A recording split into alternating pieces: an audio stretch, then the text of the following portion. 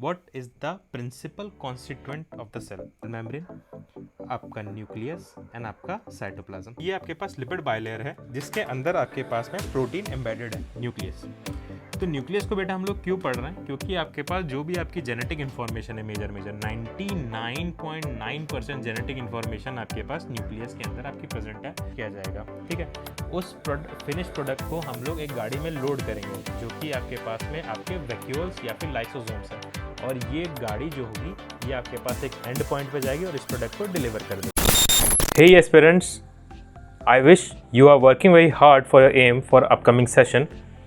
So we are back with a video again, and now we are beginning our lecture series of human physiology. So we will be covering numerous topics in this lecture series, and we'll begin with cardiovascular system, which is covered in your 11th class NCERT book under the heading Body Fluids and Circulation. So it is going to be a 3 lecture series, of which first part will be completed today.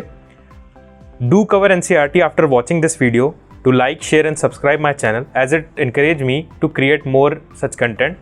So do watch this video till the end and review in comments section. Happy learning. CVS stand for cardiovascular system. Okay, so in our first lecture we have seen a simple classification. Okay, so let's begin with that and I'll review that.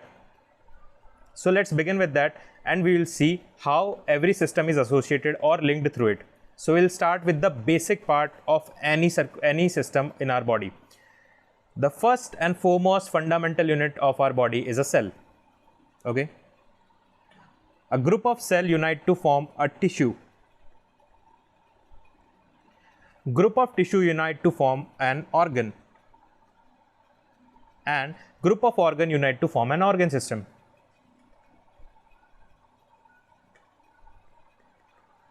And several organ system they unite to form an individual, that is you and me, that is an organism.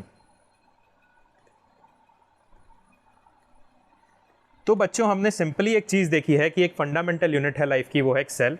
बहुत सारे cell मिलकर एक tissue form करते हैं, बहुत सारे tissue मिलकर एक ऑर्गन फॉर्म करते हैं, और बहुत सारे ऑर्गन मिलकर एक ऑर्गन सिस्टम को फॉर्म करते हैं, और बहुत सारे सिस्टम मिलकर एक इंडिविजुअल ऑर्गेनिज्म को फॉर्म करते हैं। इस हायरार्की को हम लोग रिवर्स ऑर्डर में अब समझेंगे। जैसे कि यहाँ पर आप अपना या मेरा एग्जाम्पल ले लीजिए एक ऑर्गेनिज्म के अंदर, इट इज़ यू और इट इज़ मी। ओके, तो अगर हम अपने आप को डिवाइड करें, स्प्लिट करें सेवरल ऑर्गन सिस्टम के अंदर, तो कौन कौन से सिस्टम हमारी बॉडी के अंदर फंक्शनिंग है जिसकी वजह से आप और मैं ये लेक्चर देख पा रहे हैं, हम लोग जिंदा हैं। Okay, so it can be your digestive system, it can be your respiratory system, it can be your renal system, it can be your reproductive system, it can be your cardiovascular system. So ये cardiovascular system जो है ये आज हम लोग अपने lecture के अंदर कवर करेंगे, और ये जो बाकी सारे सिस्टम है डाइजेस्टिव, रेस्पिरेटरी, रीनल, रिप्रोडक्टिव, ये हम लोग हमारे फर्दर लेक्चर सीरीज के अंदर कंप्लीट करेंगे। तो सबसे पहले हम लोग अब बात करते हैं कार्डियोवैस्कुलर सिस्टम की।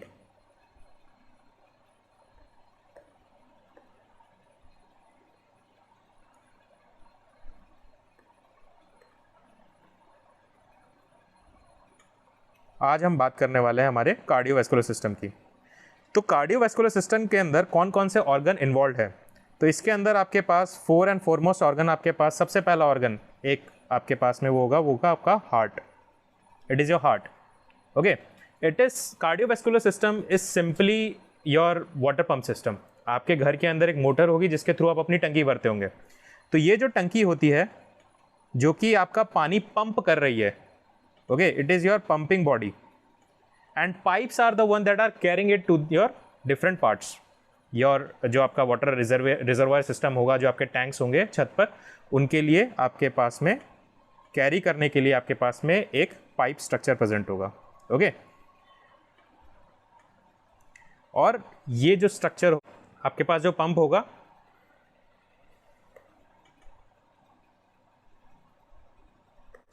तो ये सभी पाइप्स जो होंगे ये आपके पास में आपके वाटर को कैरी करेंगे। तो इस सिस्टम के अंदर जो पंप है वो आपके पास सिमिलर है आपके हार्ट के, और जो पाइप्स हैं वो आपके पास सिमिलर हैं आपके ब्लड वेसल्स के। तो दो मेजर कंपोनेंट जो आपके पास कार्डियोवैस्कुलर सिस्टम में होते हैं वो है आपका हार्ट और एक आपका blood vessels. This should be very clear. तो इसको थोड़ा सा हम लोग सुंदर तरीके से लिख देते हैं यहाँ पे, heart and your blood vessels are the two major component of your cardiovascular system, highlighted.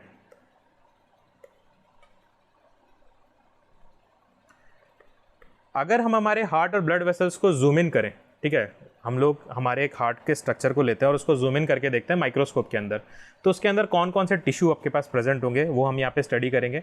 और जब उस स्ट्रक्चर को हम लोग और जूम इन करेंगे माइक्रोस्कोप के अंदर, तब हम लोग को वहाँ पे कौन कौन से सेल मिलेंगे। तो ये पार्ट हम लोग अब डिस्कस करने वाले हैं। तो टिश्यू पार्ट के लिए अगर हम लोग बात करें यहाँ पे, तो टिश्यू पार्ट के लिए हमारे पास में आपके पास में जो हार्ट होता है वो 3 बेसिक लेयर के अंदर डिवाइडेड होता है, your epicardium, your myocardium and your endocardium. एक ये 3 बेसिक लेयर होती है, इसके बारे में भी हम लोग अभी फर्दर डिस्कस करेंगे। अब इन ये जो सारे टिश्यू हैं ये किसी सेल से यूनाइट होकर बने होंगे। तो यहाँ पे आपके पास में एक मेजर बेसिक सेल जो होता है वो आपके पास में सबसे ज़्यादा कंटेंट के अंदर जो है वो आपके पास में मसल सेल है। Okay, these are your muscle cells. तो आपके पास में अगर आप हार्ट के बारे में बात करेंगे तो इसमें आपके पास में कार्डियक मसल है, और वहीं आप अगर ब्लड वेसल्स के बारे में बात करेंगे तो वहाँ पे आपके पास में स्मूथ मसल्स हैं, एज सिंपल। और आपके पास में जो एंडोथीलियल लाइनिंग है वहाँ पे आपके पास इंडिविजुअली जो स्क्वेमस सेल्स होते हैं वो आपके पास में वहाँ पर प्रेजेंट होंगे। तो ये बात रही हमारे पास एक सिंपल से क्लासिफिकेशन की कि हमारे पास कार्डियोवैस्कुलर सिस्टम को मैक्रोस्कोपिक से माइक्रोस्कोपिक तक हम लोग कैसे डिवाइड कर सकते हैं, कैसे हम लोग को ये पूरा स्टडी करना है। तो चलिए आगे बढ़ते हैं हमारे लेक्चर के अंदर। थोड़ा सा हम लोग एनसीईआरटी पार्ट अब कवर करेंगे।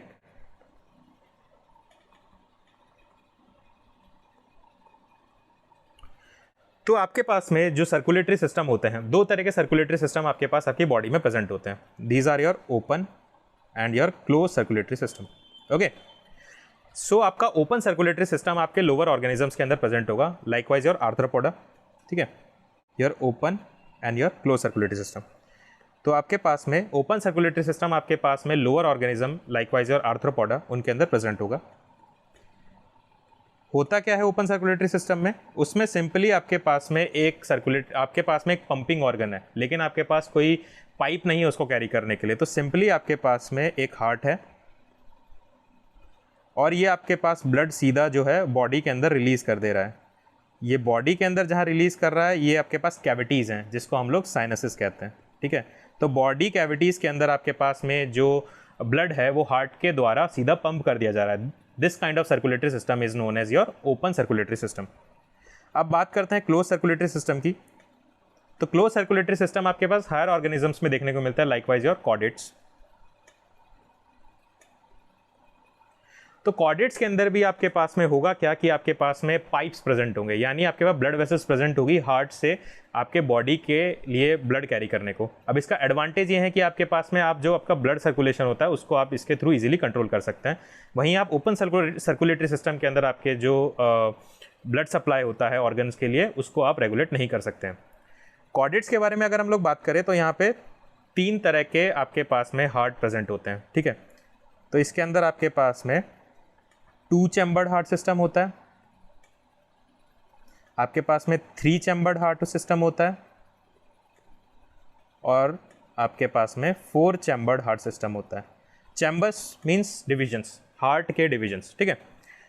तो आपके पास 2 चैम्बर हार्ट का एक ब्यूटीफुल एग्जांपल आपके पास में आपकी पाइसिस जो आपकी मछली होती है, ठीक है, उसके अंदर आपके पास में 2 चैम्बर हार्ट होगा। सिंपली होगा क्या, आपके पास में आपका जो हार्ट होगा वो हमेशा डीऑक्सीजनेटेड ब्लड को ही बॉडी के अंदर रिलीज करेगा। एक सिंगल सर्कुलेटरी सिस्टम होगा जिसके अंदर आपका हार्ट जो होगा वो आपके पास में डीऑक्सीजनेटेड ब्लड को आपके गिल्स पे सप्लाई करेगा, जहाँ पे आपके पास डीऑक्सीजनेटेड ब्लड का ऑक्सीजनेशन होगा, और ये गिल्स से जो ब्लड होगा वो आपके पास पूरी बॉडी के अंदर ट्रैवल करेगा, और बॉडी के अंदर जो सारे न्यूट्रिएंट्स हैं, जो गैसेस हैं, सब कुछ डिलीवर करने के बाद वो जब डीऑक्सीजनाइज हो जाएगा तब वो आपके पास वापस हार्ट के अंदर आ जाएगा। तो this type is your 2 chambered heart system that is seen in your Pisces. अब बात करते हैं 3 चैम्बर्ड हार्ट सिस्टम की। तो 3 चैम्बर्ड हार्ट सिस्टम आपके पास में कहाँ देखने को मिलेगा? It is seen in case of your amphibians and your reptiles, but एक एक्सेप्शन इसमें है रेप्टाइल्स के अंदर, that is your crocodiles. Okay, तो इसके अंदर आपके पास होगा क्या? अब जैसे हम लोग एक चीज़ मेंशन करना भूल गए पहले कि आपके पास जो पाइसेस होंगे उसके अंदर आपके पास एक एट्रियम होगा और एक वेंट्रिकल होगा। जो हार्ट होगा उसका डिवीजन कुछ इस तरह होगा कि वहाँ पे एक एट्रियम है और एक वेंट्रिकल है। वहीं जो एम्फीबियंस और रेप्टिल्स है जिसमें 3 चैम्बर्ड हार्ट सिस्टम है, उसके अंदर आपके पास 2 एट्रियम और एक वेंट्रिकल प्रेजेंट होगा। 2 एट्रियम और एक वेंट्रिकल यहाँ पे प्रेजेंट होगा। तो आपका ब्लड जो होगा हमेशा वो वेंट्रिकल की तरफ मूव करता है एट्रियम से। सो भले ही आपका ऑक्सीजनेटेड ब्लड हो या डीऑक्सीजनेटेड ब्लड हो, वो दोनों मिक्स हो जाएंगे। तो यहाँ से आपका ब्लड आएगा, यहाँ से आपका ब्लड आएगा और वेंट्रिकल से आपका ब्लड जो होगा वो आपकी बॉडी के लिए रिलीज़ हो जाएगा। तो हमेशा इसके अंदर भी आपके पास मिक्स ब्लड रिलीज होगा। प्योरली ऑक्सीजनेटेड ब्लड तो इसमें भी रिलीज नहीं होने वाला है। अब बात करते हैं हम लोग 4 चैम्बर्ड हार्ट की। तो 4 चैम्बर हार्ट जो होगा, जो कि हम लोग हमारे ह्यूमंस के अंदर भी प्रेजेंट है, उसके बारे में अब हम लोग थोड़ा डिटेल में स्टडी करना स्टार्ट करते हैं कि 4 चैम्बर हार्ट का स्ट्रक्चर कैसा होता है। तो मैंने कहा आपको 2 चैम्बर हार्ट होता है, एक एट्रियम एक वेंट्रिकल। 3 चैम्बर हार्ट हो गया, 2 एट्रियम एक वेंट्रिकल। 4 चैम्बर हार्ट जो होगा उसमें 2 एट्रियम और 2 वेंट्रिकल आपके पास प्रेजेंट होंगे। एक वेग डायग्राम यहाँ पे सिंपली आपको बस समझाने के लिए मैं यहाँ पे यूज़ कर रहा हूँ। 2 एट्रियम और 2 वेंट्रिकल। तो जो लेफ्ट साइड है वो आपका लेफ्ट एट्रियम और लेफ्ट वेंट्रिकल, और जो राइट साइड है वो राइट एट्रियम और राइट वेंट्रिकल। इसको हम लोग ह्यूमन के हार्ट के रेस्पेक्ट में अब पूरा समझेंगे। तो बात करें आपके पास में जो डीऑक्सीजनेटेड ब्लड होता है वो आपके पास हमेशा आपके राइट एट्रियम की तरफ मूव करेगा, that is carried by your pipes superior and inferior vena कावा। ओके, तो आपके पास में ब्लड जो होगा बॉडी से जो पूरा ब्लड है ये आपके पास वेन्स कैरी कर रही हैं। तो 2 वेन्स मेजर हैं, superior vena cava and inferior vena cava. Superior vena cava upper part of body से and inferior vena cava lower part of body से आपके पास में जो ब्लड होगा डीऑक्सीजनेटेड ब्लड को कैरी करेगी और आपके राइट एट्रियम तक लेकर जाएगी। राइट एट्रियम से ब्लड आपका जो होगा वो राइट वेंट्रिकल के अंदर पंप किया जाएगा। राइट वेंट्रिकल से आपका जो ब्लड होगा वो आपके पास में आपके लंग्स पे भेजा जाएगा via your pulmonary circulation.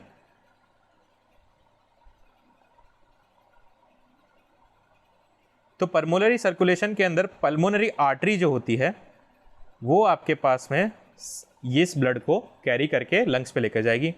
Lung में ये जो ब्लड होगा उसमें गैसियस एक्सचेंज होगा और आपके पास जो डीऑक्सीजनेटेड ब्लड था वो अब ऑक्सीजनेटेड हो जाएगा। तो ये ऑक्सी ब्लड जो होगा ये आपके पास में लेफ्ट एट्रियम की तरफ ले जाया जाएगा। It is carried by your pulmonary vein. Left atrium से ब्लड जाएगा लेफ्ट वेंट्रिकल के अंदर, लेफ्ट वेंट्रिकल से ब्लड आपके पास पूरी बॉडी के अंदर जाएगा और ये विशियस साइकिल जो होगी ये पूरी कंप्लीट हो जाएगी। So this is about the simple circulatory system. Now will C human circulatory system. इसको अब हम लोग बहुत डिटेल के अंदर स्टडी करने वाले हैं। So likewise I said superior vena cava and inferior vena cava, these are carrying blood to your right atrium. अब आप हार्ट के बारे में हम लोग पूरा डिटेल स्टडी करेंगे। तो आपके पास जो हार्ट होता है, अगर उसके हम लोग वॉल को एक कट आउट करें, उसको हम लोग माइक्रोस्कोप के अंदर एग्जामिन करें तो आपको क्या स्ट्रक्चर देखने को मिलेगा। सो ये स्ट्रक्चर आपको आपके हार्ट की एक वॉल के अंदर देखने को मिलेगा, जिसके अंदर आपके पास हार्ट जो होता है वो 3 बेसिक लेयर के अंदर डिवाइड होता है। The outer most layer it is your epicardium. उसके नीचे beneath epicardium there is a thick muscular tissue that is your myocardium, and below myocardium there is thin epithelium like structure that is your endocardium। तो epicardium सबसे outer most layer है, उसके नीचे myocardium है और उसके नीचे आपके पास एंडोकार्डियम है। एपिकार्डियम के ऊपर आपके पास एक पेरिकार्डियल टिश्यू लेयर होती है। ये पेरिकार्डियम लेयर जो होती है ये आपके पास बाय लेयर्ड होती है, 2 लेयर्ड होती है इसके अंदर। ओके, बाय लेयर्ड होती है इसके अंदर। आपके पास में क्लियर एक फ्लूइड फिल्ड होता है जिसको हम लोग पेरिकार्डियल फ्लूइड कहते हैं। जो इसका वॉल्यूम होता है पेरिकार्डियल फ्लूइड का, it is your 5 to 30 ml, 5 से 30 ml तक का पेरिकार्डियल इसमें फ्लूइड आपके पास प्रेजेंट होता है। अब इस पेरिकार्डियल फ्लूइड का काम क्या है? आपके पास एक ये कुशन प्रोवाइड करता है। कुशन प्रोवाइड कर रहा है means, I am sorry spelling mistake, इसका काम क्या होता है? इसका काम होता है आपके पास में सबसे पहला कुशन प्रोवाइड करना। कुशन प्रोवाइड कर रहा है मीन्स आपके पास में ये प्रोटेक्टिव इन नेचर है। ओके आपके पास में जब हार्ट का कॉन्ट्रैक्शन हो रहा है तब आपके पास में ये फ्रिक्शन को कम कर रहा है, तो इजीली आपके पास में आप फ्रिक्शन को यहाँ पे रेगुलेट कर पा रहे हैं। आपका जो हार्ट है वो इफेक्टिवली वर्क कर पा रहा है। पेरिकार्डियम के अंदर 2 लेयर होती हैं। आउटर मोस्ट लेयर आपके पास में फाइब्रस लेयर होती है और इनर मोस्ट लेयर आपकी पैराइटल लेयर होती है। नॉट एट ऑल इंपॉर्टेंट, बस आपके इंफॉर्मेशन के लिए मैंने आपको ये चीज़ बता दी है। तो बेसिक बात यही हो गई। 3 लेयर है, एपिकार्डियम, मायोकार्डियम, एंडोकार्डियम। एपिकार्डियम के ऊपर आपके पास पेरिकार्डियल टिश्यू की लेयर होती है। पेरिकार्डियम बाइलेयर्ड स्ट्रक्चर होता है और उसके अंदर आपका पेरिकार्डियल फ्लूइड फिल्ड होता है। जो मेजर कंपोनेंट होता है इन सब स्ट्रक्चर के अंदर वो आपके पास होता है myocardium. Myocardium is compose of your cardiac muscle. Cardiac muscle होती है स्ट्राइटेड एंड यूनिन्यूक्लिएटेड।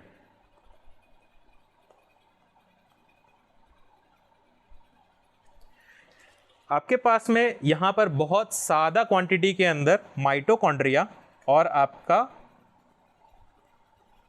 एक important structure animal starch glycogen यहाँ पे बहुत ज़्यादा स्टोर होता है, क्योंकि ये बहुत एक्टिव ऑर्गन है, ये कभी रुकता नहीं है, हमेशा काम करता रहता है। तो बहुत ज़्यादा माइटोकॉन्ड्रिया रिक्वायर्ड है, एनर्जी सोर्स, और ग्लाइकोजन आपका एनर्जी सोर्स प्रेजेंट होता है। ये इंपॉर्टेंट बात रही। हाँ, एक और चीज़, एक चीज़ के अंदर हम लोग स्पेसिफाई करना भूल गए, यहाँ पे आपके पास गैप जंक्शंस प्रेजेंट होते हैं सेल्स के बीच में। गैप जंक्शन क्या होता है कि आपके पास में 2 सेल्स हैं यहाँ पे, these are your 2 myocardium cells. ये दोनों आपके पास में गैप जंक्शंस के थ्रू लिंक्ड है। अब ये डायरेक्ट कनेक्शन है 2 सेल्स के बीच में, तो आपके पास में जो न्यूट्रिएंट्स का फ्लो होगा या फिर आपके पास में जो मॉलिक्यूल्स का फ्लो होगा वो आपके पास बहुत रैपिड होगा। तो यहाँ पर आपका जो मसल फंक्शन होता है वो बहुत ज़्यादा रैपिड होगा। ये चीज़ आपको क्लियर होनी चाहिए। यहाँ पर आपके पास गैप जंक्शंस प्रेजेंट होंगे। इसके नीचे आपके पास एंडोकार्डियम प्रेजेंट होता है। एंडोकार्डियम आपके पास सिंपली एक स्क्वेमस लेयर होती है, but it can be added sometimes with muscle attach with it. Okay, not at all important. ये आपके पास डायरेक्ट कॉन्टैक्ट में होती है आपके ब्लड के साथ में इन योर हार्ट चैम्बर। ये जो स्ट्रक्चर आप देख रहे हैं पूरा, ये स्ट्रक्चर एक्चुअली है क्या? ये जो पूरा स्ट्रक्चर हम लोगों ने स्टडी करा, ये पार्ट यही है कि हम लोग ये जो डिपिक्टेड पार्ट जो मैं ड्रॉ कर रहा हूँ, इस पार्ट को अगर आप कट करें और माइक्रोस्कोप के अंदर एग्जामिन करें तो आपको ये पूरा स्ट्रक्चर यहाँ पर देखने को मिलेगा। Okay, as simple as that, learn it. Now moving ahead, now will see the structure that are present in our heart system. तो आपके पास में हम लोगों ने बात किया 2 एट्रियम है, 2 वेंट्रिकल है। 2 एट्रियम भी आपके पास में सेपरेटेड होते हैं। ओके, तो एक थिन मस्कुलर वॉल होती है जो 2 एट्रियम को सेपरेट करती है, जिसको हम लोग कहते हैं इंटर एट्रियल सेप्टम।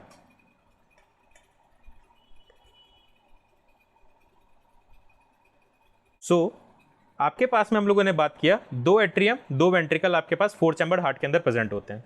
2 एट्रियम जो हैं ये आपके पास में थिन मस्कुलर वॉल के थ्रू सेपरेटेड होते हैं। ये थिन मस्कुलर वॉल होती है जिसको हम लोग इंटर एट्रियल सेप्टम कहते हैं। इसके थ्रू आपके पास 2 एट्रियम होते हैं, वो हमेशा सेपरेटेड होते हैं। और आपके पास में एक फाइब्रस टिश्यू होता है जो कि आपके पास में एट्रियम और वेंट्रिकल को सेपरेट करता है। ये आपके पास में एक थिक फाइब्रस टिश्यू होता है, बट ये कंप्लीटली सेपरेट तो नहीं कर पाता है। तो इसके लिए हमारे पास यहाँ पे वॉल्स प्रेजेंट होते हैं जिसको हम लोग फ्लैप्स भी कहते हैं। AV septum means your atrioventricular septum. तो सिंपल बात है, आपके पास में ये हार्ट है,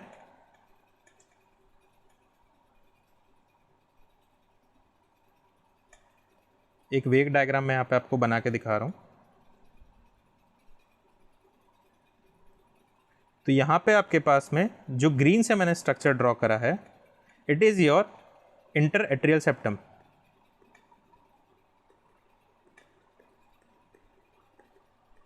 और जो एट्रियम और वेंट्रिकल्स होते हैं, these are separated by your, ये आपके पास में, इसको आप कंफ्यूज नहीं कीजिएगा बिल्कुल भी फ्लैप्स या जो आपके पास में वॉल्स होते हैं उसके साथ में। बस ये कि आपके पास फाइब्रस टिश्यू होता है यहाँ पे, जिसको हम लोग एवी सेप्टम कहते हैं। ये आपके पास में एनसीईआरटी के अंदर भी क्लियरली स्पेसिफाइड है। So it is about this. Now moving ahead, तो अब हम बात करेंगे हमारे वॉल्स के बारे में। कौन कौन से वॉल्स हमारे पास हार्ट या फिर हमारे ब्लड सर्कुलेटरी सिस्टम के अंदर प्रेजेंट होते हैं। तो सबसे पहले हम लोग हमारे पास में एट्रिया और वेंट्रिकल को सेपरेटेड हमारे पास वॉल्स होंगे,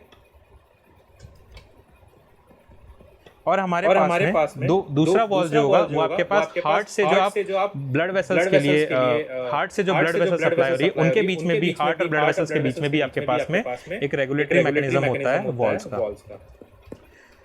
तो आपके पास में एवी वॉल्स दो प्रकार के होते हैं, मेजर मिट्रल वॉल और tricuspid wall.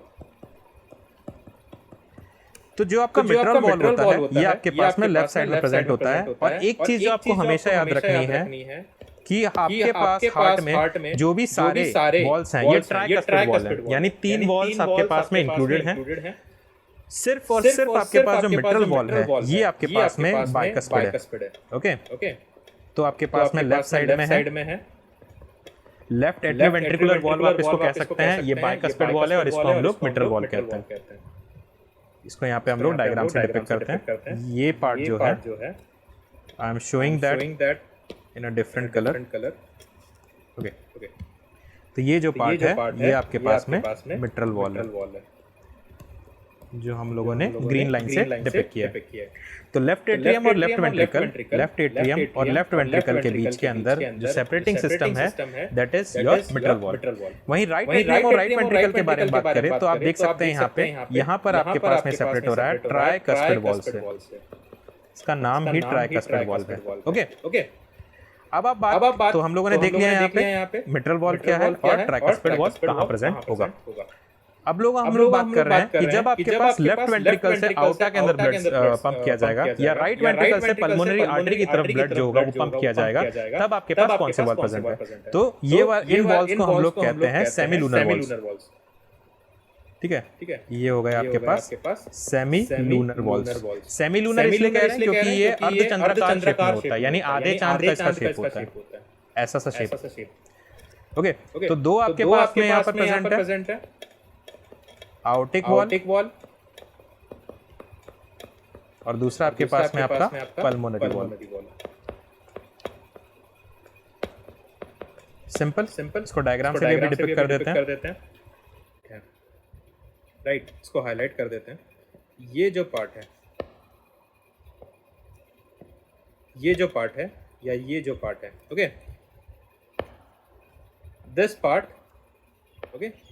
This part is your आउटिक wall, क्योंकि आउटा को और लेफ्ट वेंट्रिकल को ये सेपरेट कर रहा है। और ये पार्ट जो है ये आपका हो गया pulmonary wall, pulmonary semilunar wall,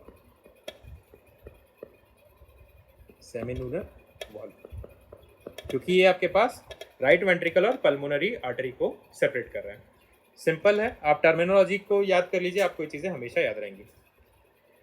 दूसरे वॉल्स अगर हम लोग बात करें, सर्कुलेटरी सिस्टम के बारे में ही अगर हम लोग बात कर रहे हैं, तो आपके पास में जो वीन्स होती हैं उसके अंदर भी आपके पास हमेशा वॉल्स प्रेजेंट होते हैं।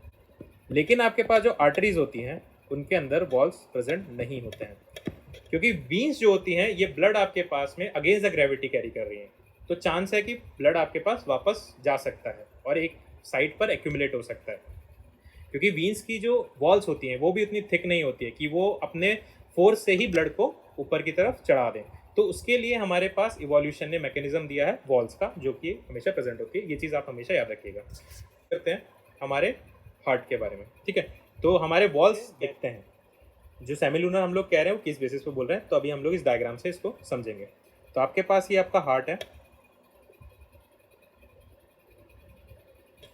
इसको हम लोग एक सिंगल प्लेन के अंदर कट कर रहे हैं, ठीक है।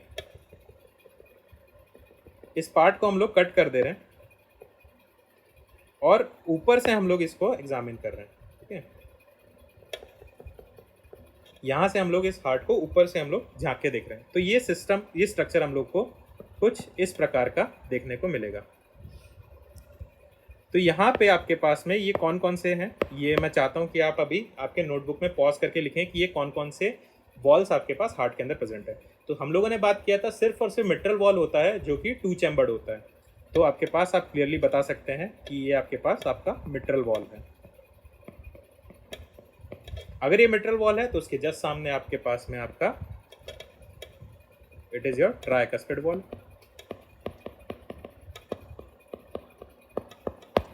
अगर ये ट्राइकस्पिड वॉल है तो ये दोनों आपके पास क्या हो जाएंगे, आउटिक और पल्मोनरी वॉल। तो ये आपके पास हो गया आपका आउटिक वॉल और ये आपके पास में हो गया आपका पल्मोनरी वॉल। तो आप देखिए यहाँ पे 1 2 चैम्बर्ड है, बाकी सारे आपके पास 3 चैम्बर्ड हैं। जो ट्राइकस्पिड वॉल है 1 2 3, आउटिक भी 1 2 and 3 and pulmonary is also 1 2 and 3। मैंने आपको ये डायग्राम के थ्रू एक्सप्लेन कर दिया। So this is all about your wall structure, जो हम लोग एक बेसिक एनाटॉमी में पढ़ रहे हैं। जब हम लोग फंक्शनिंग ऑफ हार्ट पढ़ेंगे तब इसको हम लोग और डिटेल के अंदर देखेंगे, जो कि हम लोग सेकेंड पार्ट में देखने वाले हैं। आप अगर हार्ट के बारे में बात करें तो हार्ट अपने आप में एक सेल्फ रिलायंट ऑर्गन है। सेल्फ रिलायंट इन सेंस कि आपके पास जो एक्टिविटी है हार्ट की वो उसके खुद के टिश्यू ही कर रहे हैं, ठीक है। तो उसके लिए हार्ट के पास एक स्पेशल टिश्यू है जिसको हम लोग पेसमेकर टिश्यू कहते हैं, ओके। तो ये पेसमेकर टिश्यू क्या काम कर रहा है वो हम लोग अब देखते हैं। जो पेसमेकर टिश्यूज़ हैं ये आपके पास में जो आपकी हार्ट की एक्टिविटी होती है वो आपके पास में इलेक्ट्रिसिटी बेस्ड होती है, करंट बेस्ड होती है। क्योंकि आपके पास हार्ट जो होता है, जैसे कि आप एग्जांपल के साथ यहाँ पे देखिए, ये आपका 4 चैम्बर्ड हार्ट है जिसके अंदर आपके पास में 2 एट्रियम है और 2 वेंट्रिकल हैं, ओके। ये आपके पास में आपका राइट एट्रियम है, ये आपके पास राइट वेंट्रिकल है, ये लेफ़्ट एट्रियम है, ये आपके पास लेफ़्ट वेंट्रिकल है। तो आपका जो हार्ट होता है उसके अंदर आपके पास में पेसमेकर टिश्यूज़ होते हैं। ये पेसमेकर टिश्यू जैसा कि आप अभी जानेंगे, ऐसे नोड हैं, साइनोएट्रियल नोड 4 होते हैं, sinoatrial node, atrioventricular node, AV node, bundle of His and your Purkinje fibre. ये 4 आपके पास में टिश्यूज़ हैं जिनको हम लोग पेसमेकर टिश्यूज़ कहते हैं। ये आपके पास में मॉडिफाइड मसल सेल्स हैं। जो आपके पास में पेसमेकर टिश्यूज़ हैं ये आपके पास में इलेक्ट्रिसिटी प्रोड्यूस करने और कंडक्ट करने का काम कर रहे हैं।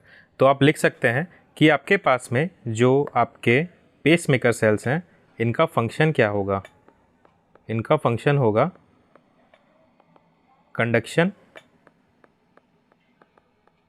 एज वेल एज, जो कि प्रोपगेशन हम लोग कहते हैं, and generation of impulse, and your generation of impulse.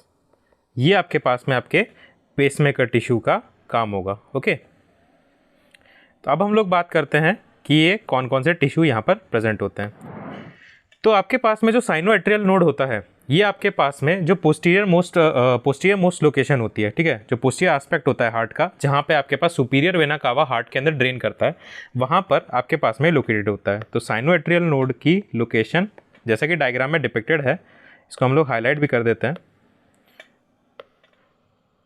ये पार्ट जो है ये आपके पास साइनोएट्रियल नोड है, जहाँ से ये चीफ पेसमेकर है, प्राइमरी पेसमेकर है हार्ट का। तो ऐसे नोड जो होता है ये एक सेल्फ रिलायंट स्ट्रक्चर है। इसका अगर आप डायमेंशन देखेंगे, सो इसका डायमेंशन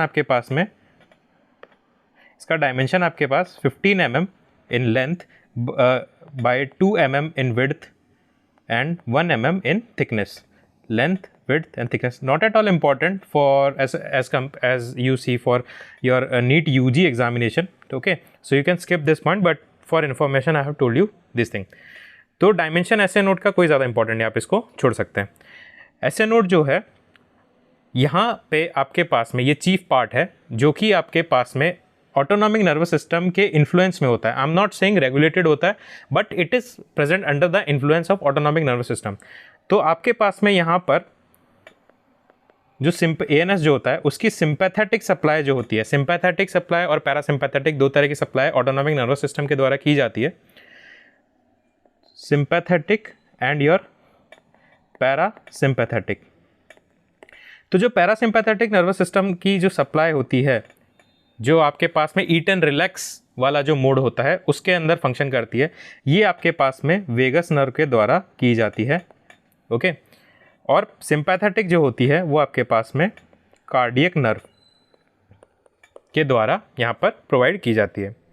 तो साइनोएट्रियल नोड जो होता है ये आपके पास में राइट साइड जो पार्ट होता है हार्ट का, राइट साइड पार्ट जो होता है एम्ब्रियो का, उससे डेवलप होता है। तो ये राइट वेगस के द्वारा सप्लाइड होता है। ओके, राइट वेगस जो होता है इसका प्राइमरी सप्लायर होता है। तो हमेशा आपके पास में पैरासिम्पैथेटिक एक्टिविटी नहीं प्रेजेंट होगी। जब वेगस का स्टिमुलेशन होगा तब आपके पास में पैरासिम्पैथेटिक एक्टिविटी प्रेजेंट होगी।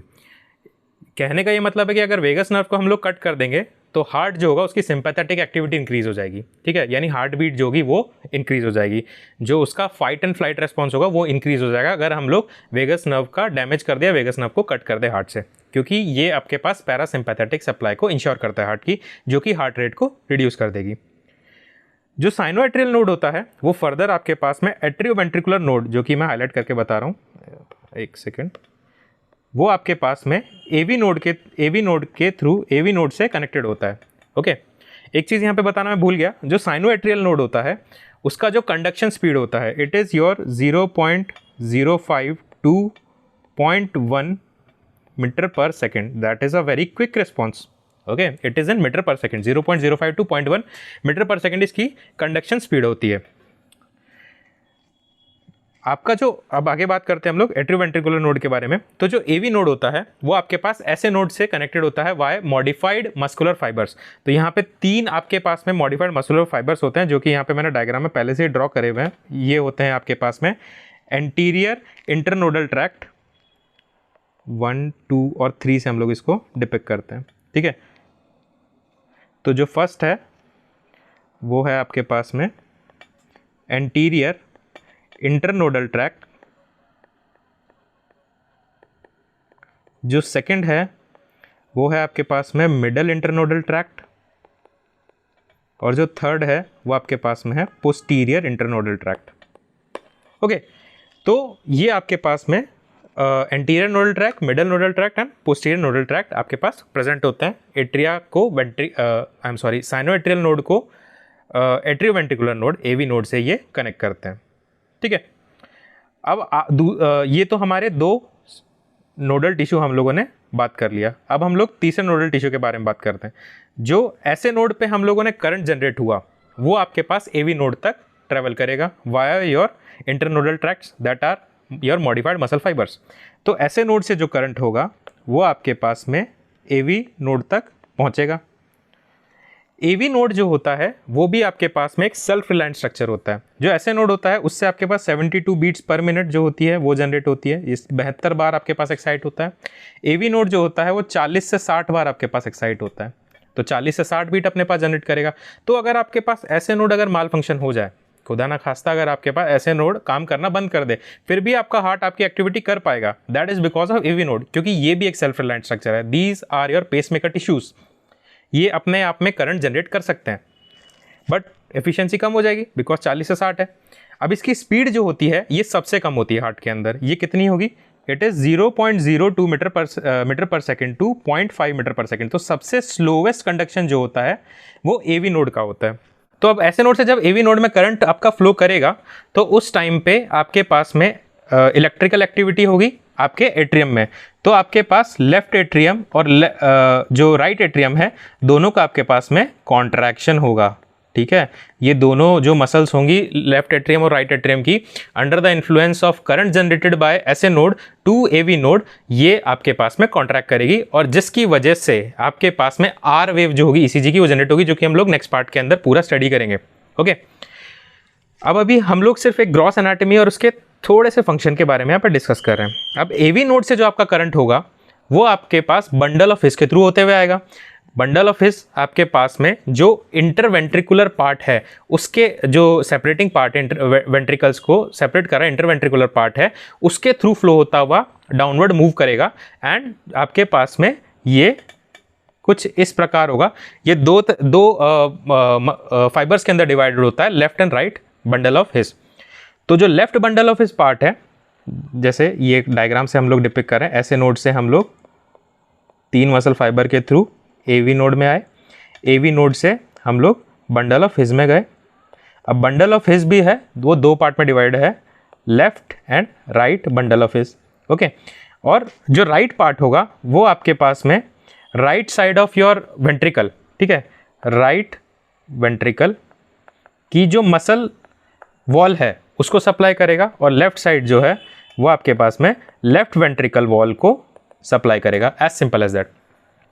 तो ये करंट जहां जहां से फ्लो होता जाएगा, ये वहां पर हार्ट की एक्टिविटी को स्टिमुलेट करेगा, कार्डियक मसल की एक्टिविटी को स्टिमुलेट करेगा, जिसकी वजह से आपका हार्ट की मसल्स में कॉन्ट्रैक्शन होगा।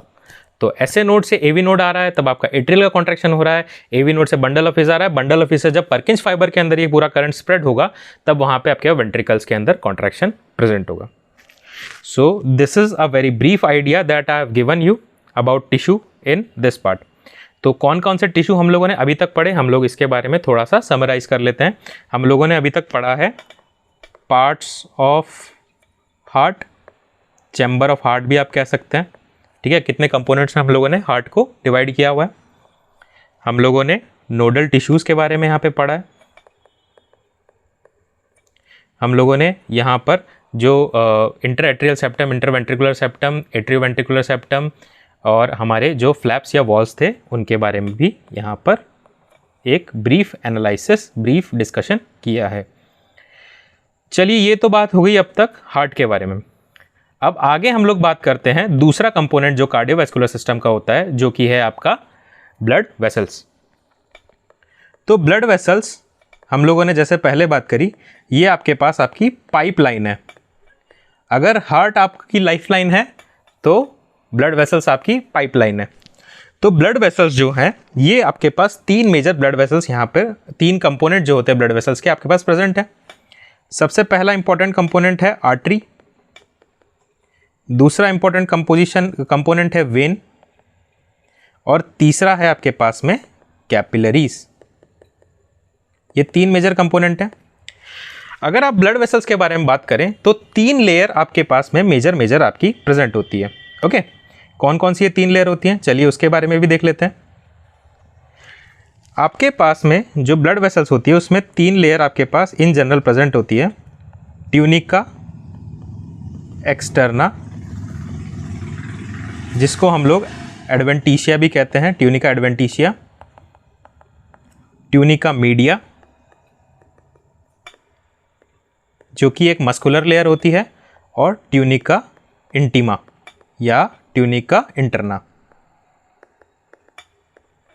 और इंटरना। अब एक एक लेयर के बारे में हम लोग ये डायग्राम हम लोग ड्रॉ करते हैं और उसके थ्रू समझते हैं। तो जो आपके पास में ट्यूनिका एक्सटर्ना लेयर होती है, ओके, ट्यूनिका एक्सटर्ना लेयर जो होती है, इसके अंदर आपके पास डेंस फाइब्रोब्लास्ट सेल्स और कोलेजन आपके पास में प्रेजेंट होंगे। क्या प्रेजेंट होंगे इसके अंदर? आपके पास collagen, fibroblast is a cell that generate your fibres. Okay, तो कोलेजन और फाइब्रोब्लास्ट इसके अंदर आपके पास प्रेजेंट होंगे, और नेसेसरी आपके पास में जो नर्व्स होंगी वो इसके अंदर प्रेजेंट होगी। Okay, nerves and some muscles can be there. तो ये बात हो गई आपकी ट्यूनिका एक्सटर्ना की, यानी एडवेंटिशिया की। अब ट्यूनिका एडवेंटिशिया के ऊपर एक और लेयर प्रेजेंट होगी जिसको हम लोग ट्यूनिका मीडिया कहते हैं। जैसा कि हम लोग पहले बात कर चुके हैं, जो ब्लड वेसल्स होती हैं उनकी जो मसल होती है वो स्मूथ मसल्स होती है। वहीं अगर हम लोग हार्ट के बारे में बात करते हैं तो हार्ट की जो मसल होती है वो कार्डियक मसल होती है। तो यहाँ पे आपकी स्मूथ मसल प्रेजेंट होती है। तो आपके पास में आपकी जो स्मूथ मसल होती है ये स्पिंडल शेप्ड होती है, राइट। सॉरी, ये शिफ्ट नहीं हुआ है कलर। ओके, ये दोनों ही लेयर आपके पास में स्मूथ मसल की है, कलर वो चेंज करने में थोड़ा सा दिक्कत हो गया। Spindle shape smooth muscle layer, that is your tunica media. Tunica media, it is your smooth muscle layer. अब इसका एडवांटेज क्या है? अगर आपके पास में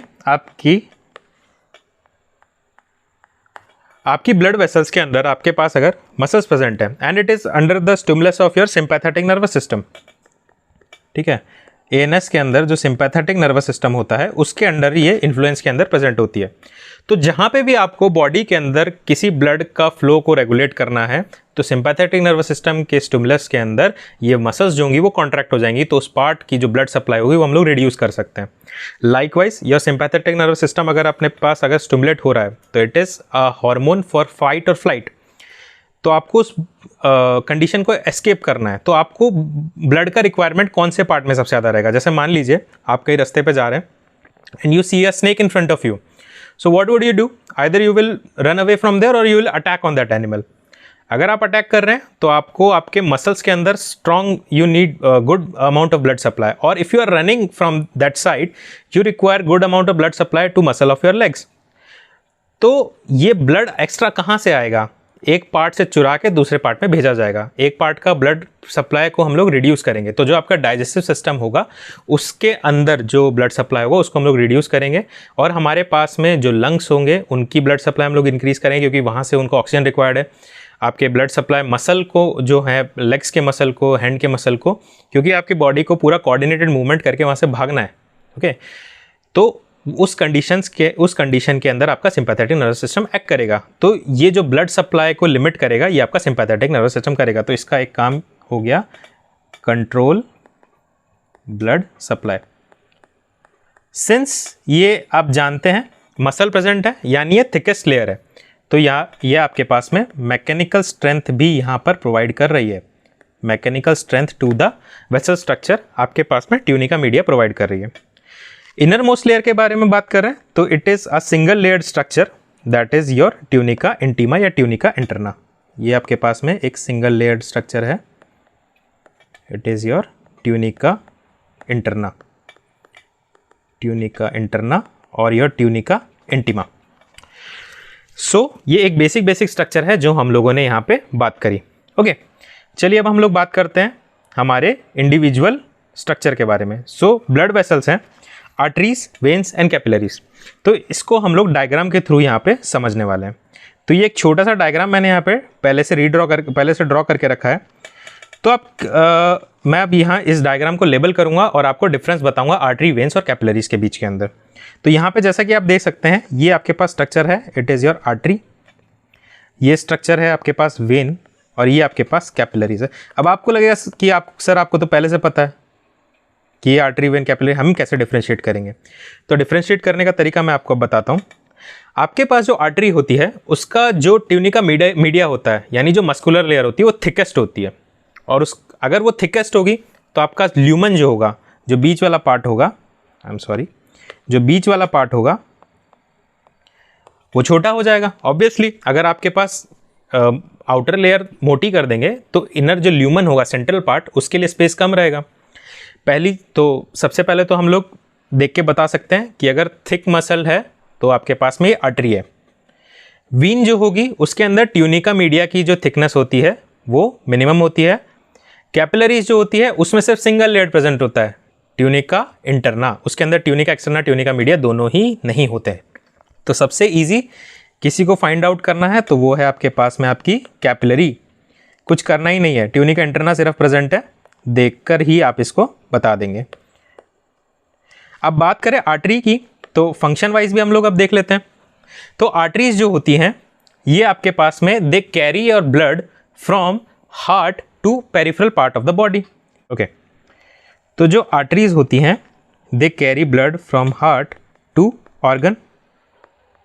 वहीं जो आपके पास में वीन्स होती हैं ये आपके पास में ऑर्गन से वापस आपके हार्ट के अंदर ब्लड को लेके जाती है।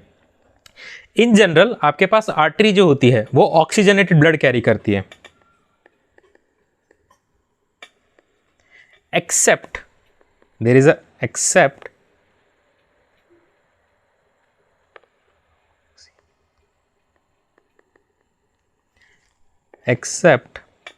your pulmonary artery, जो कि आपके पास में आपके राइट वेंट्रिकल से लंग्स की तरफ डीऑक्सीजनेटेड ब्लड को कैरी करके लेकर जा रही है। तो आपको सिंपली पता होना चाहिए कि अगर आप आर्टरी को डिफाइन कर रहे हैं तो 101% जो डायरेक्शन है ब्लड फ्लो का वो कैरेक्टरिस्टिक हो सकता है, ना कि उसका ऑक्सीजनेटेड ब्लड कैरी करना है डीऑक्सीजनेटेड ब्लड कैरी करना हो सकता है, क्योंकि ऑक्सीजनेटेड ब्लड हमेशा नहीं कैरी कर रही है। पल्मोनरी आर्टरी के केस में जो आर्टरी है वो आपके पास डीऑक्सीजनेटेड ब्लड को कैरी कर रही है।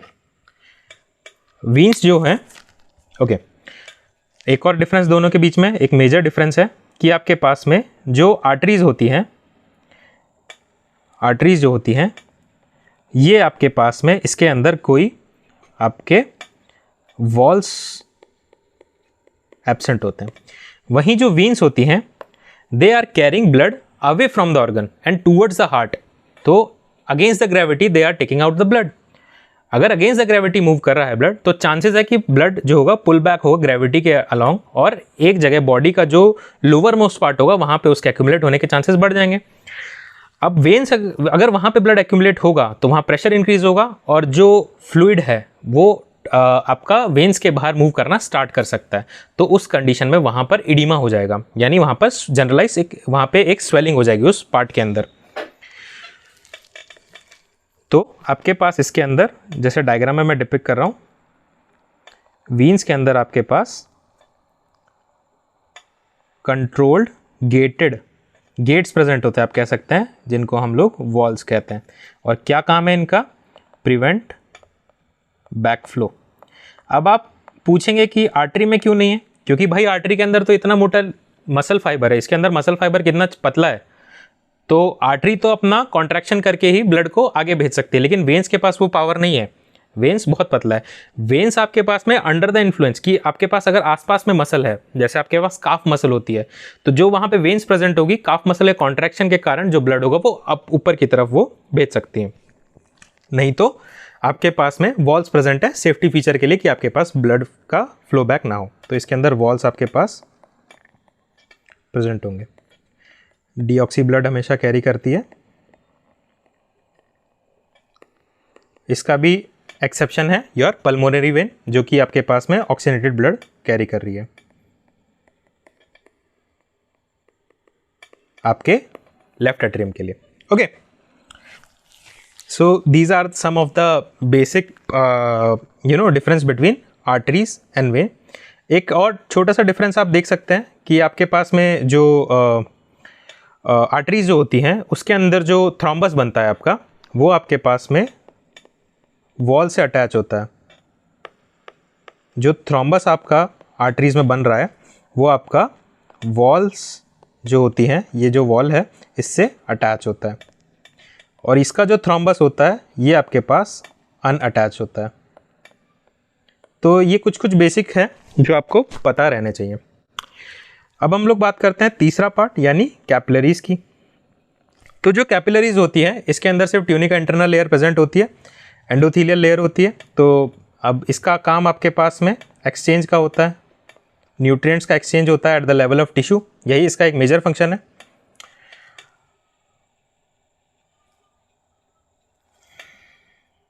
इसके अंदर आपके पास में कोई मसल सप्लाई नहीं होती है, मसल कवरिंग नहीं होती है, कोई मसल कवरिंग नहीं है, तो ये फ्रेजाइल स्ट्रक्चर है।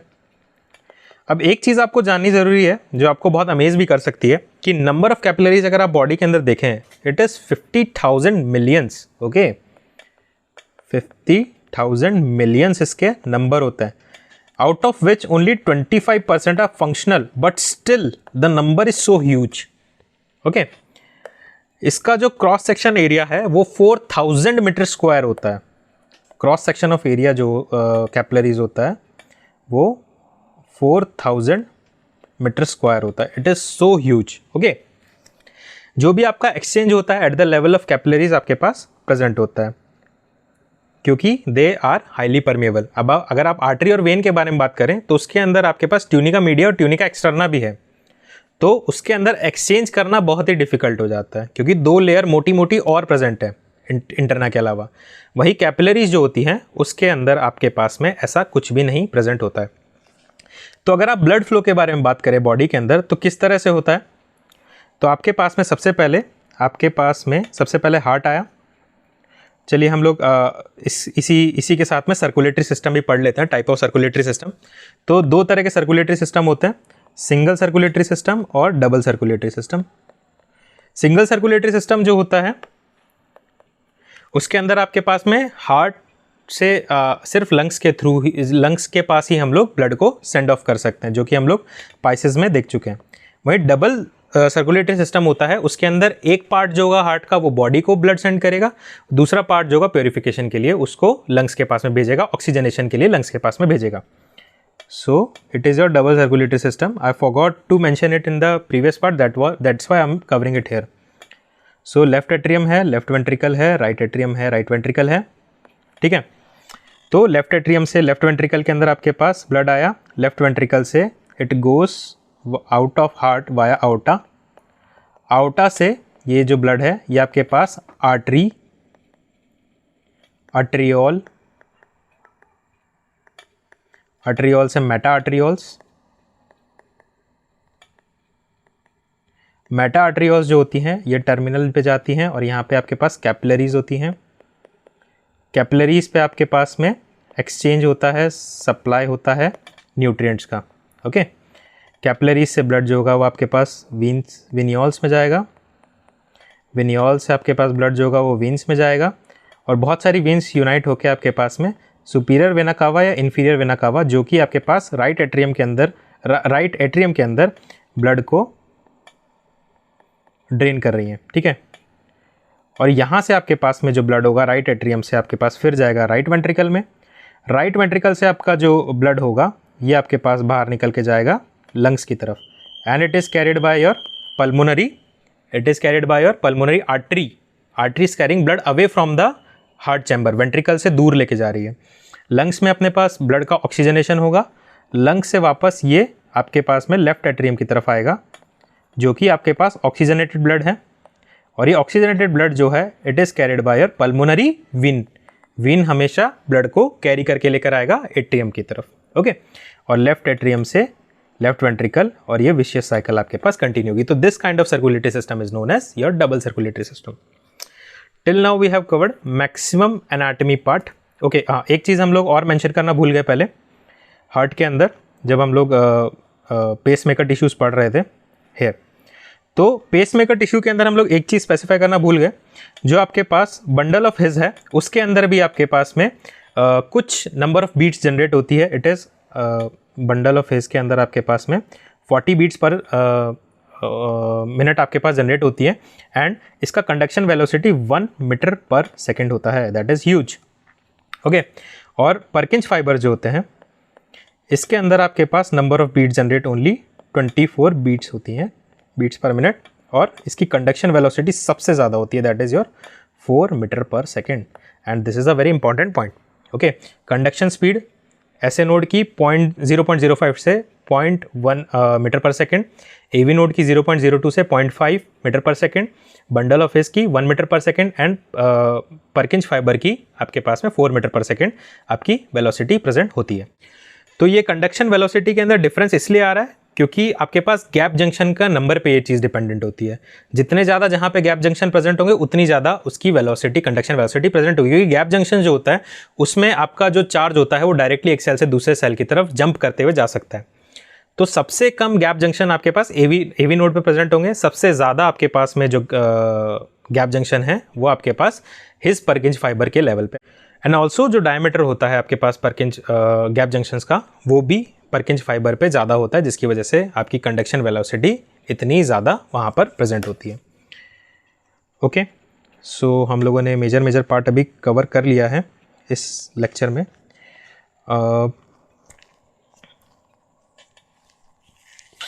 एक थोड़ा सा ब्रीफ आइडिया हम लोग ऑटोनॉमिक नर्वस सिस्टम के लिए भी ले लेते हैं, अगर हम लोग इस चीज़ को डिस्कस कर ही रहे हैं कि आपको पास ये कन्फ्यूजन ना रह जाए।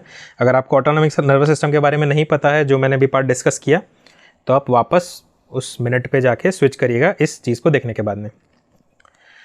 तो हम लोग बात कर रहे थे ऑटोनॉमिक नर्वस सिस्टम के बारे में। तो आपके पास बॉडी के अंदर कुछ पार्ट जो होते हैं वो आपके कंट्रोल में होते हैं, वॉलंटरी होते हैं, कुछ पार्ट जो होते हैं इनवॉलंटरी होते हैं। तो जो ऑटोनॉमस पार्ट होते हैं, ऑटोनॉमिक, जो खुद से ही रेगुलेट कर रहे हैं, उसको हम लोग ऑटोनॉमिक नर्वस सिस्टम के अंदर पढ़ते हैं। तो दो पार्ट इसके अंदर सबसे इंपॉर्टेंट है, सिंपैथेटिक और पैरासिम्पैथेटिक।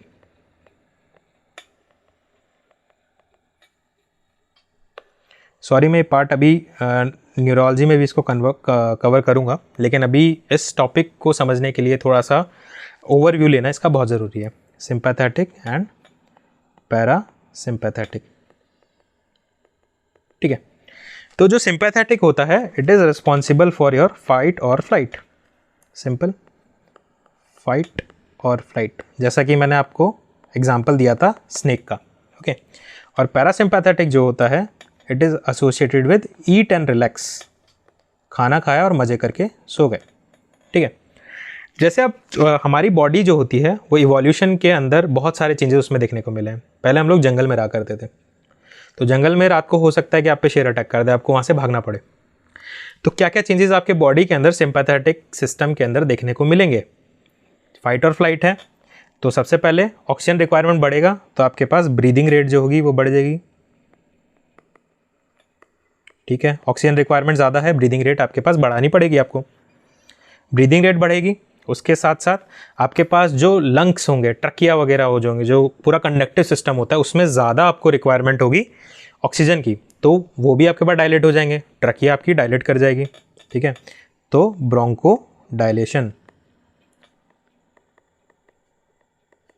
जो ब्रोंकस पार्ट होगा, टर्मिनल ब्रोंक्यूल, रेस्पिरेटरी ब्रोंक्यूल, वो सब आपके पास डायलेट हो जाएंगे, ताकि ज़्यादा से ज़्यादा गैस ऑक्सीजन को हम लोग एक्यूमुलेट करके रख पाएँ। Then blood supply to your digestive system, it will be reduced, क्योंकि आपको खाना तो पचाना नहीं है, तो आपके पास में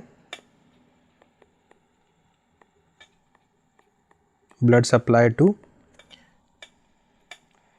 digestive, I will write with D.S, okay, इसको हम लोग शॉर्ट फॉर्म में लिख लेते हैं। Digestive system and other organs जो अभी काम में नहीं आ रहे उनको हम लोग रोक देंगे। यूरिनरी रिटेंशन होगा, अगर कोई कंडीशन हो जाए तो ये निकल भी जाएगा, अगर शेर सामने आ जाए तो it will be gone of. आपके पास में सबसे इंपॉर्टेंट एक चीज़ जो कि हमेशा पूछी भी जाती है एग्जाम्स के अंदर, that is your mydriasis. What is mydriasis? It is dilatation of your प्यूपिल। प्यूपिल का डायलेटेशन क्यों हो रहा है? क्योंकि जैसे मान लीजिए प्यूपिल का मेन जो फंक्शन होता है हमारे पास में सिलियरी मसल्स का, वो यही होता है कि हम लोग ज़्यादा से ज़्यादा जो लाइट है उसको हम लोग ले पाएँ, जिससे हम लोग डार्क विजन्स भी ले पाएँ। ऐसा होता है कई बार कि आप किसी डार्क रूम में बहुत देर तक अचानक से जाएंगे किसी लाइट रूम से, तो आप देख नहीं पाएंगे, बट थोड़े टाइम रहेंगे तो वहाँ पे आप उसके लिए अडेप्ट हो जाते हैं। तो आपकी सिलियरी मसल्स जो होती हैं वो डायलेट होती हैं, और जितनी भी लाइट होती है उसको वो एक्यूमुलेट करती है, और रेटिना पे हम लोग रिफ्लेक्ट करके उस चीज़ को देख सकते हैं। तो आपके पास में ये इवोल्यूशन का ही पार्ट है कि आपके पास इमरजेंसी कंडीशन आएगी तो आपकी बॉडी रात के लिए भी प्रिपेयर्ड है मैकेनिज्म के अकॉर्डिंग। तो यहाँ पे होगा कि आपके पास जो सिलियरी मसल्स होंगी वो कॉन्ट्रैक्ट करेंगी, जिसकी वजह से आपके पास में जो प्यूपिल होगा वो डायलेट हो जाएगा। प्यूपिल जितना डायलेट होगा उतनी ज़्यादा उसके अंदर लाइट जो होगी वो एंटर कर पाएगी। So these are some of the changes that seen in the body while activation of sympathetic nervous system. इसका जस्ट रिवर्स आपके पास पैरासिम्पैथेटिक नर्वस सिस्टम में होगा। वहाँ पे क्या होगा, आपकी ब्रीदिंग रेट कम हो जाएगी, ब्रोंको कॉन्स्ट्रिक्शन हो जाएगा, वहाँ पे ब्लड सप्लाई डाइजेस्टिव, अब ईट एंड रिलैक्स है तो ब्लड सप्लाई डाइजेस्टिव सिस्टम का बढ़ जाएगा। आपके पास सलाइवरी सिक्रीशन जो होंगे वो अपने पास इंक्रीज हो जाएंगे, स्वेट सिक्रीशन आपके पास यहाँ पे डिक्रीज हो जाएगा। वहीं इसका जस्ट रिवर्स आपके पास सिंपैथेटिक नर्वस सिस्टम में आपको देखने को मिलेगा। और यहाँ पे आपके पास में मियोसिस देखने को मिलेगा। मियोसिस सेल डिवीजन वाला नहीं, मियोसिस आपका प्यूपिल के जो कॉन्ट्रैक्शन होता है उसको हम लोग मियोसिस कहते हैं। So this is a very brief idea that I have given to you. I have completed major anatomical part, and if left it will be covered in next part of this lecture. So this is for till now. I hope to see you soon. Do like, share and subscribe the channel, because it is the only mode that promotes us to do good work. And do read NCERT again and again. It's a humble request, क्योंकि सब चीज़ें आपके पास हम लोग एक lecture में cover नहीं कर सकते हैं। मेजर चीज़ें हम लोग एनसीईआरटी से भी लेते हैं और आपके पास में जो स्टैंडर्ड टेक्स्ट बुक्स होती हैं मेडिकल कॉलेजेस की, उससे भी हम लोग कंटेंट लेके आपको पढ़ा रहे हैं। तो आपका भी एक फ़र्ज़ बनता है कि आप भी फिर वापस इस लेक्चर को देखने के बाद एनसीईआरटी को एटलीस्ट एक बार आप पक्का से